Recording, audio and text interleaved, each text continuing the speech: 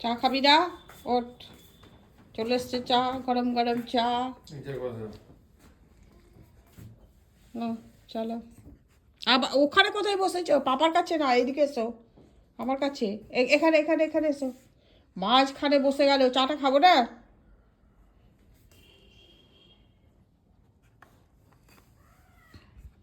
Good morning কর আগে।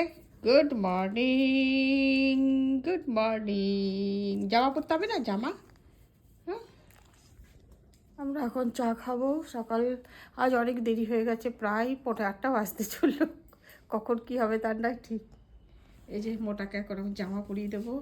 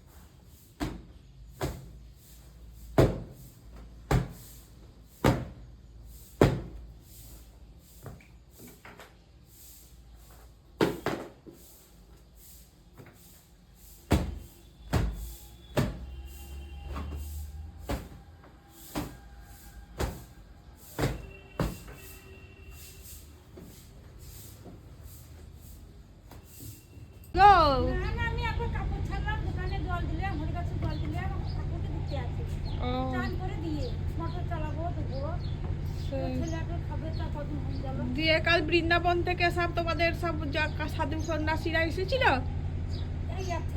তোমাদের সেই বৃন্দাবনকে দাঁড়িয়েছিল যে আসবে বলে। হুম, পয়সা বাকি করে রাখতে হয়, ও বাকি করে রাখতে হয় মানে ইচ্ছে করেই রাখে।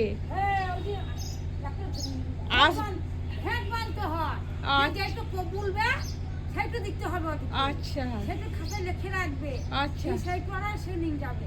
2800 টাকা করেছিলেন, দিয়ে কাল তোমার 1800 টাকা দিলে। আপনি কাপড়ের দাম দিতে হয়, আপনি কাপড়ের দাম দিলাম আধার। সেটা ওদের নিয়ম, ঘরকে আসাটা খুব ভালো। আচ্ছা, হ্যাঁ সে তো ভালো। সাধু সন্তকে দান করা ভালো। হ্যাঁ, এই তো হোম গেল একটা কাগজ লেখা ছিল, সেটা দিলে সেটা গঙ্গা স্নান করে আর গঙ্গা জল দিলে আশীর্বাদ আর কি। হ্যাঁ, আবার গয়া ফোন রাখবি না। আচ্ছা, বাহ। সংসারের যত কাজই আছে করতে করতে সবসময়ই তো মাথায় একটা চিন্তা ঘুরঘুর করে। ভগবানের চিন্তা সবসময় করলে মন ভালোই থাকে। তো ভগবানের প্রতিটি বিধানেই আমাদের জন্য মঙ্গলময়। আমাদের কবে কখন এবং কী ধরনের জিনিস চাই তা সেই অন্তর্যামী ভগবান খুব ভালোভাবেই জানেন। পরমপিতা পরমেশ্বর আমাদের কতটা স্নেহ করেন এই কথাটা আমরা যদি বুঝতে পারি তাহলে সুখ এবং দুঃখ দুটোই আমাদের কাছে সমান বলে মনে হবে, কারণ উভয়ই পরম মঙ্গলময় ভগবানের দ্বারা আমাদের কল্যাণের জন্য এবং তাঁরই দ্বারা রচিত। আমাদের পরম শুভাকাঙ্ক্ষী প্রভুর মঙ্গলময় বিধানে আমাদের প্রত্যেকেরই প্রসন্ন থাকা উচিত। ভয়ানক থেকে ভয়ানক রোগ আমাদের তখনই শোকাতুর এবং অস্থির করে তোলে যখন আমরা তার অস্তিত্বে সন্দেহ করে বিভ্রান্ত হই, কিন্তু শুদ্ধ এবং শ্রদ্ধাযুক্ত হৃদয়ের দ্বারা আমরা যখন সেই পরিস্থিতিকে ঈশ্বরের দ্বারা প্রেরিত রূপে অনুভব করি, তখন সমস্ত শারীরিক এবং মানসিক ব্যথার লোপ হয়ে যায় এবং তার পরিবর্তে এক অলৌকিক মুখ আশ্বাস পেয়ে আমরা আশ্বস্ত হই। তো আমাদের সমস্ত জীবনের উদ্দেশ্যটাই কিন্তু ঈশ্বরকে লাভ করার জন্য মানে নিবেদিত হওয়া উচিত। ভগবানের সাধনায় আমরা যতই আত্মনিবেদন করব, ততই তাকে জানার জন্য আমাদের আগ্রহ বৃদ্ধি পাবে। আমরা যতই জানব, ততই তার প্রতি আমাদের প্রেম উৎপন্ন হবে। ভগবানের মহিমায় আমরা যতই জ্ঞান লাভ করব, ততই তার প্রতি আমাদের শ্রদ্ধা, ভক্তি এবং ভালোবাসা বৃদ্ধি পাবে।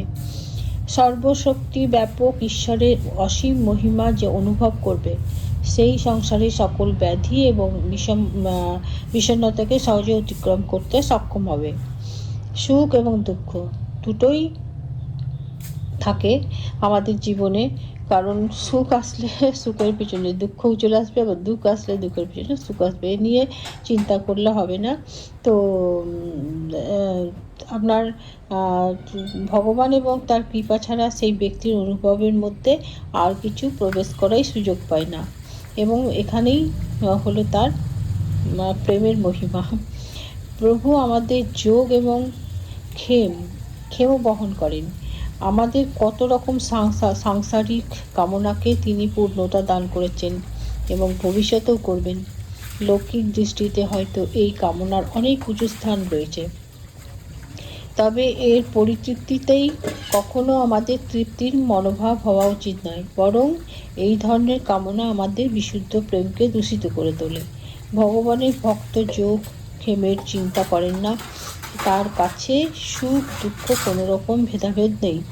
তিনি তো মন, চিত্ত এবং বুদ্ধি দ্বারা তার পায়ে সমর্পণ করে একমাত্র তারই মনোহর শোভা প্রত্যক্ষ করে থাকেন এবং তার মহিমার গুণগান করেন।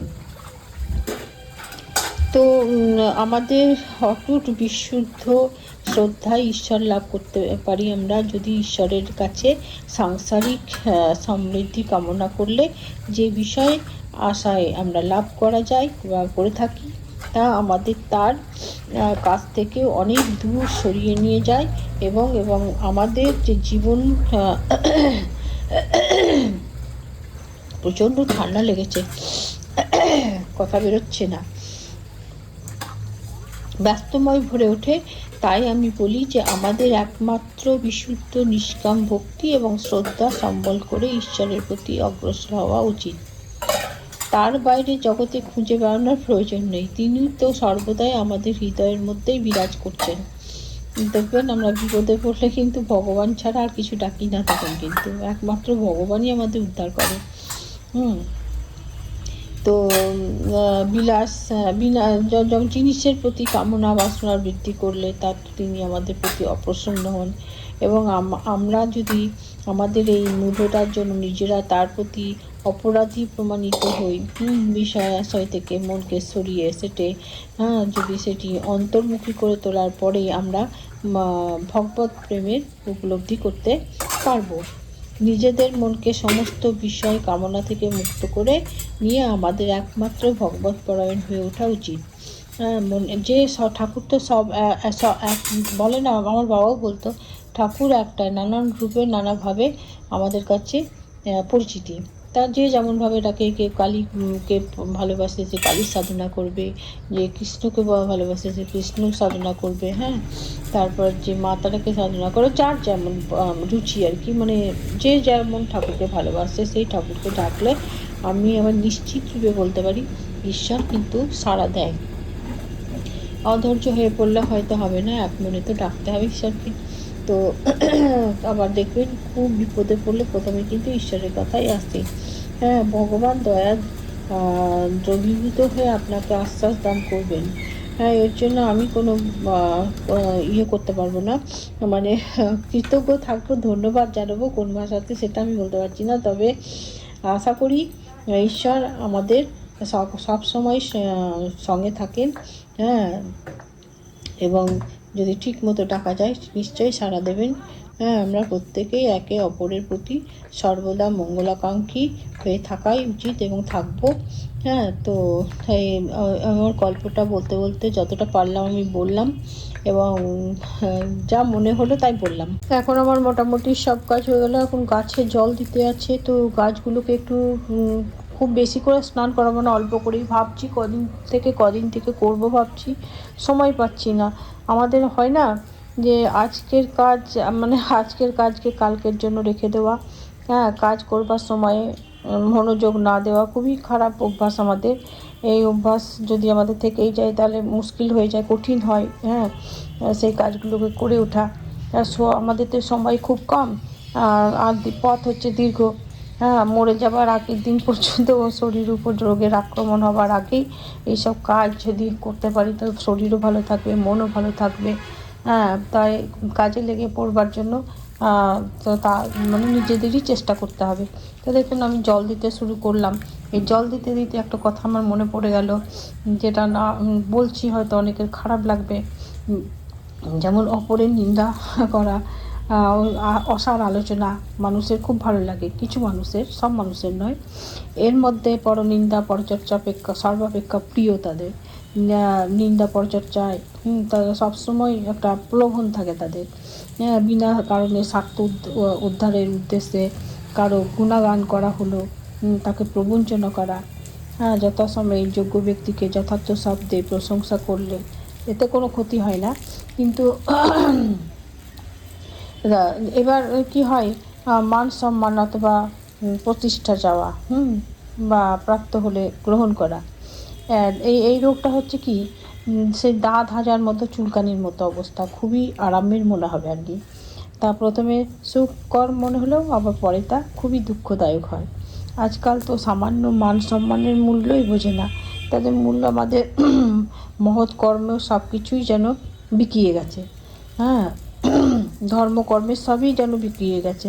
মানুষ যা কিছু ভালো কাজ করে সেগুলি সবই মান সম্মান মানে বৃদ্ধির উদ্দেশ্যেই করে, যদিও বিষাক্ত মানুষ অপেক্ষা মান সম্মান প্রতিষ্ঠার জন্য ভালো কাজ করা, এগুলো তো ভালো কাজ। হ্যাঁ, কিন্তু অনেকে আবার ভাবেন না, তারা মান সম্মান থেকে খুবই ক্ষতি করে, তাদের আবার খুব ক্ষতি করার চেষ্টা করতে থাকে আর কি। তো সেগুলো করলে, হ্যাঁ, পরমাত্মা মানে ভগবানকে ঠিক লাভ করা যায় কি যায় না, সেই সাধনা মান সম্মানের বিনিময়ে সবই বিকিয়ে যায়, যেগুলো করে সেগুলোও সব বিকিয়ে যায়। হ্যাঁ, এটা একটা খুবই ভয়ের কথা। হ্যাঁ, আর সেই গুরুতর সংক্রামক টাইপের ব্যাধি আর কি এগুলো। এরা কোনো এদের কোনো চাপে দাও মানে শেষ হবে না করা, এরা করতেই থাকবে। এরকম ধরনের এক প্রকৃতির লোক থাকে সমাজে। তো যাই হোক, যারা স্বামী স্ত্রী পুত্র বাস করছেন, হ্যাঁ, তো তারাই বুঝবেন আর কি।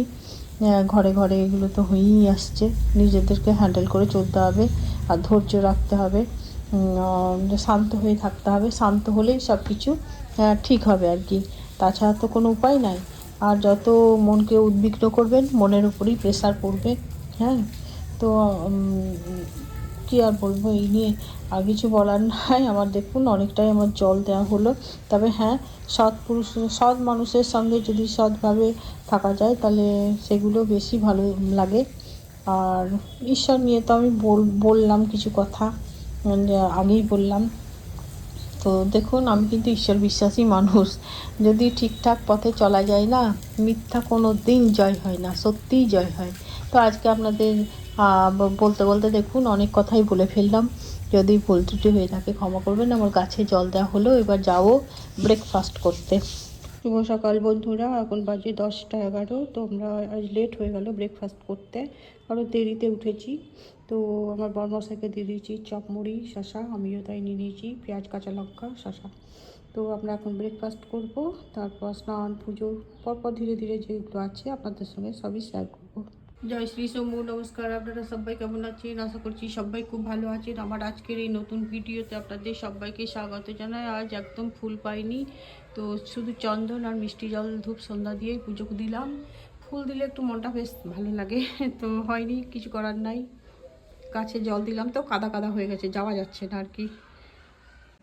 এখন 11টা 10 বাজে। তো এখন আমি রান্নাঘরে যাব, আমার পুজো হয়ে গেল, এখন আমি রান্না করব। তো আমার কিছু কাটাকাটি হয়নি, অনেক বেলা হয়ে গেছে, দেখি কি করি, রান্না করি। কাটাকাটি কিচ্ছু হয়নি, দেখি কি সবজি আছে ফ্রিজের ভেতরে, সেই রান্না করব। দেখা যাক কতদূর তাড়াতাড়ি রান্না করতে পারি। এখন 11টা 10 বেজে গেল, এখন বাজে 12টা 4। তো এই রান্নাঘরে এখন দেখুন আমার ডাল হয়ে গেলো, মুগের ডাল। আর এই যে পনির ভাজা হচ্ছে, পনিরের সঙ্গে মিক্স ভেজিটেবল হবে। তো এই যে বিনস, গাজর আর আলু কেটে রেখেছি, আর মটরশুঁটি ছাড়িয়ে রেখেছি। তো এই হচ্ছে আমার আজকে বেগুন ভাজা, বেগুন ভাজা হবে। তো এই লবণ হলুদ একটু সামান্য মিষ্টি দিয়ে মেখে রেখেছি। আবার সিম ভাজা খাবে বলেছে আমার ছেলে, যদি সময় পাই করে দেবো, কিন্তু এখন 12টা বেজে গেছে, 12টার পর। শুভ দুপুর বন্ধুরা, এখন বাজে দুপুর 1:39। তো আমরা ভাত নিয়ে নিয়েছি, গরম গরম ভাত তো আছেই, বেগুন ভাজা, শিম ভাজা, মুগের ডাল, পনির, আলু, গাজর আর মটরশুঁটি দিয়ে তরকারি। আমিও তাই দিয়েছি, কেবল টক আর ডাল নিইনি। আর আমার বরমাসাকেও তাই দিয়ে দিয়েছি। ছেলে আর ছেলের বাবার একই তরকারি, আমি দুটো ভাত, আমি ভাজা দিয়েই ভাত খাবো, আর পনিরের তরকারি, ব্যাস, ডাল লাগবে না আমার। তো আপনারাও খান, আমরাও খাই।